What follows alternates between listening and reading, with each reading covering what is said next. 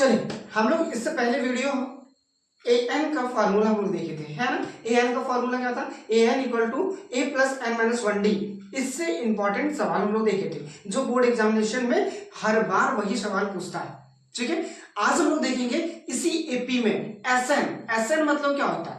S N मतलब कि आपको एपी दिया रहेगा, उसमें से आपको योग निकालना है। सिंपल बात है कि अगर आपको किसी भी क्वेश्चन में योग निकालने के लिए कह दे कि बताइए इतना से इतना 0 से 50 तक का योग क्या होगा, ठीक है, सवाल में अगर योग लिखा हुआ दिख जाए इसका मतलब समझ जाइएगा कि आपको वहां पे एसएन निकालना होगा, एसएन का फॉर्मूला लगाना होगा। बहुत बार ऐसा होता है जब आपको ए ना दिया हो, डी ना दिया हो, तो उसमें ए एन फॉर्मूला लगा के ए और डी को हम लोग निकालते हैं और निकालने के बाद फिर हम लोग एसएन का फॉर्मूला लगा के एसएन ज्ञात कर देंगे। ठीक है, तो आज हम लोग पढ़ेंगे योग कैसे निकालते हैं। ठीक है, तो चलिए हम लोग चलते हैं आगे। देखिए यहाँ पे क्या बोल रहा है, एपी के प्रथम एन पदों का योग। एन पदों का योग मतलब कोई भी पद का योग। योग सिंपल योग निकालना है तो हम लोग एसएन का फॉर्मूला लगाएंगे और एसएन का दो फॉर्मूला होता है। अगर आपको ए डी एन दिया हुआ है तो आप ऊपर वाला लगाइए, और अगर आपको डी नहीं दिया हुआ है, सिर्फ लास्ट पद दे दिया, एल मतलब होता है लास्ट पद, अंतिम पद। ठीक है, कि 0 से लेकर 50 तक का योग निकालिए, तो 0 से 50, 50 में क्या हो गया? अंतिम पद। ठीक है, तो वो तो आपको ये वाला फॉर्मूला लगाना है। तो इसमें सबसे महत्वपूर्ण सवाल जो है वो देखते हैं। एक सवाल है, एक एपी में A12 इक्वल टू 37 और D इक्वल टू 3 दिया हुआ है। A12 इक्वल टू 37 और D इक्वल टू 3 दिया हुआ है। आपको निकालने बोल रहा है, A निकालिए और S12 निकालिए। ठीक है, देखिए इस सवाल में मेरा दिया हुआ क्या है, A12 इक्वल टू 37। A12 को कैसे लिख सकते हैं? A plus 11D। अगर ये नहीं जानते कैसे लिखते हैं तो इससे पिछला वीडियो में हम बहुत अच्छा से बताए हैं कि ये कैसे लिखते हैं। ठीक है, तो ये 37 हो गया। ठीक, अब देखिए A नहीं पता मुझे, 11D मेरा दिया हुआ है, देखिए 3 equal to 30, A equal to 37, इसको गुना करेंगे तो 33 आएगा, तो ये माइनस में हो जाएगा 33, कितना हो जाएगा 4। A मेरा निकल गया 4, A निकल गया, D निकल गया, A12 दिया हुआ था हमको। अब हमको निकालना है S12। S12 निकालने के लिए क्या फॉर्मूला होगा? n/2। ठीक है, A प्लस n। अब लोग इसे, अब देखो इस फॉर्मूला में क्या क्या दिया हुआ है। A12 को ही n कहते हैं, अंतिम पद है। कितना दिया हुआ है? 37। n मेरा कितना दिया हुआ है? 12। A में हमने निकाल लिया। ठीक है, तो देखिए सब तो निकल गया। अब इसको पुट कर दे क्या? हाँ, 12/2 4 प्लस 37। ठीक है, तो आ जाएगा 6 गुना 41, 246। समझ में आया कैसे निकालेंगे? जो कुछ दिया हुआ है उससे हमको निकालना है। ठीक है, नेक्स्ट क्वेश्चन चलते हैं। देखिए एक सवाल है, किसी एपी का प्रथम पद मतलब क्या हो गया? ए, प्रथम पद 5, अंतिम पद मेरा क्या हो गया? A N. ठीक है, ए एन मेरा अंतिम पद को ए एन से बोले चाहे एल बोले, दोनों सेम होता है। ठीक है, फिर बोल रहा है कि और योग 400 है, मतलब ये पूरे का योग कितना है? 400। योग मतलब एस एन, हम बोले ना एस एन कब निकालते जब योग होता है। और मेरा एन निकालना है और डी निकालना है, तो एन और डी निकालने के लिए हम ये वाला फॉर्मूला लगाए क्या? S N A plus N minus 1 D. ठीक है, एस एन मेरा दिया हुआ है, देख लो 45 इक्वल टू ए दिया हुआ है, एन भी नहीं दिया हुआ है और डी भी नहीं दिया हुआ है, छोड़ दो इसको। अब एस एन का फॉर्मूला लगाते हैं। S N equal to n/2 a plus n। अब n कहां से आएगा?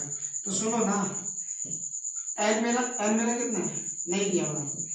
ठीक है, ये SN 400 दिया हुआ है, a मेरा दिया हुआ है 5 और l हम बोले थे ना यही होता है। ठीक, अब इसको हम कैलकुलेट करते हैं, तो 400 इक्वल टू n/2 और 50। ठीक है, इसको मिटा दो, गुना 25 आएगा, तो n इक्वल टू 400/25 16 है। ठीक है, अब देखिए n आ गया 16।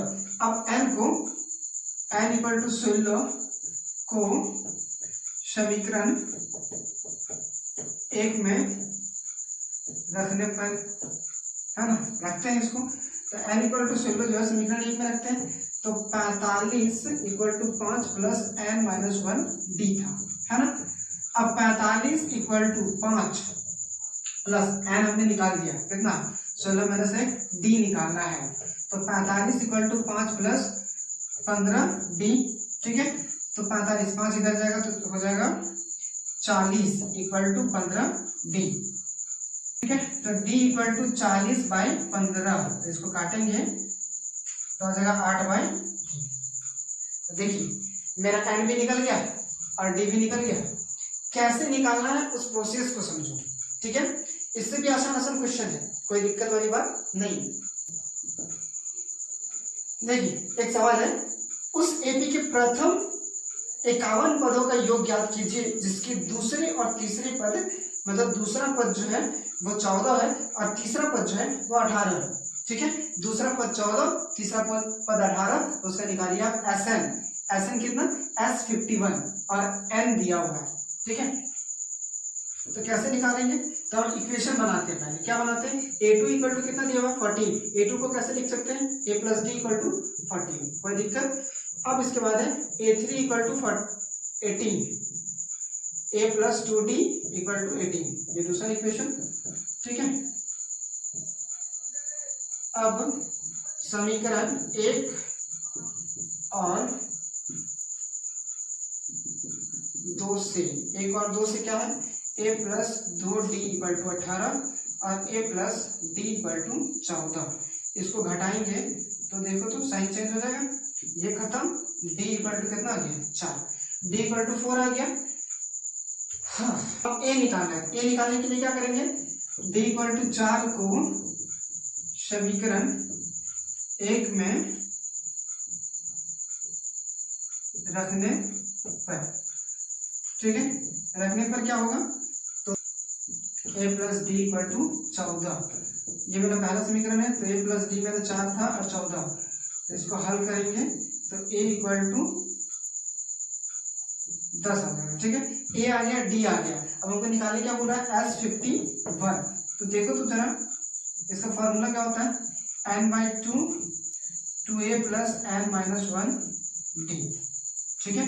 n मेरा कितना है, n मेरा 51 है, 2a कितना निकला मेरा 10 प्लस n मेरा 51 माइनस 1 d मेरा कितना निकला था 4, ठीक है। अब इसको हल करेंगे तो आएगा 51 गुना 110, जो कि इसका आंसर आएगा 5610, इसको कैलकुलेट कर लीजिएगा, ठीक है।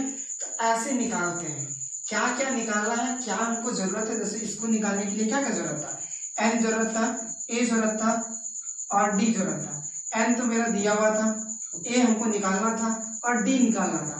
a और d कैसे निकला, तो दोनों को इक्वेशन में डाल दिए, इक्वेशन में डालने के बाद d निकल गया यहाँ से, और d घटाने के बाद दोनों इक्वेशन को घटाए तो d निकल गया, और d को किसी एक इक्वेशन में रख दिए, किसी एक समीकरण में रख दिए।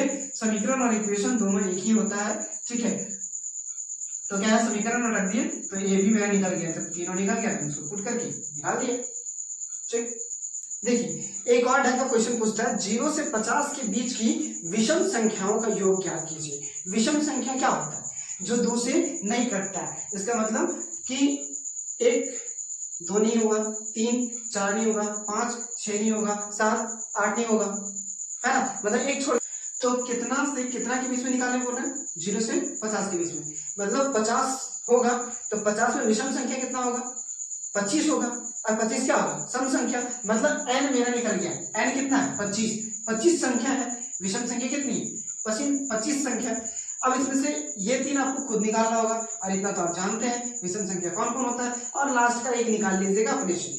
इसके बाद a यहाँ से मिल गया, d इसको घटाने पे मिलता है, पीछे वाला से आगे वाला को घटाने पर 2 आ गया, an मतलब सबसे लास्ट पद क्या है, an को हम l भी कहते हैं, al लिखिए चाहे आप an लिखिए चाहे आप l लिखिए, ये दोनों बराबर होता है। अब उनको निकालने के लिए क्या कह रहा है, इसका योग, ठीक है। योग निकालने का n/2 a प्लस n, क्योंकि ये दिया हुआ d नहीं दिया हुआ, d मतलब हम निकाल लिए, नहीं कोई दिक्कत नहीं, यहीं से निकल जाएगा। n मेरा कितना था 25/2 और a मेरा कितना है 1 प्लस l मेरा कितना है 49, तो 25/2 गुना 50, तो कट गया 25, आगे कितना 25 25 625, इसका योग हो जाएगा। ठीक है, अब देखिए एक क्वेश्चन है, एक एपी में a equal to 5, b equal to 3, an equal to 50, तो n और Sn ज्ञात कीजिए। तो देखिए n और Sn ज्ञात करने के लिए क्या है, n निकालने के लिए हमको an का फॉर्मूला लगाना होगा। an इक्वल टू क्या होता है, a plus n minus 1 d। तो देखिए an 50 दिया हुआ है, a 5 दिया हुआ है, n नहीं पता और d मेरा 3 दिया हुआ है, तो इससे निकाल सकते हैं।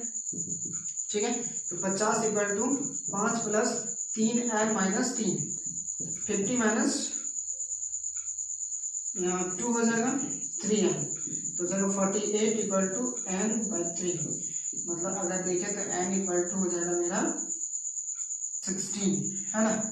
n मेरा 16 निकल गया। अब हमको निकालना Sn निकालने के लिए कौन सा फॉर्मूला होगा, an दिया होगा तो l दिया हुआ, तो हम यही निकाल लेते हैं, n by 2 a plus n मेरा कितना था निकाले भी 16 बाई 2, और a मेरा कितना है 5 प्लस l मेरा कितना है 50।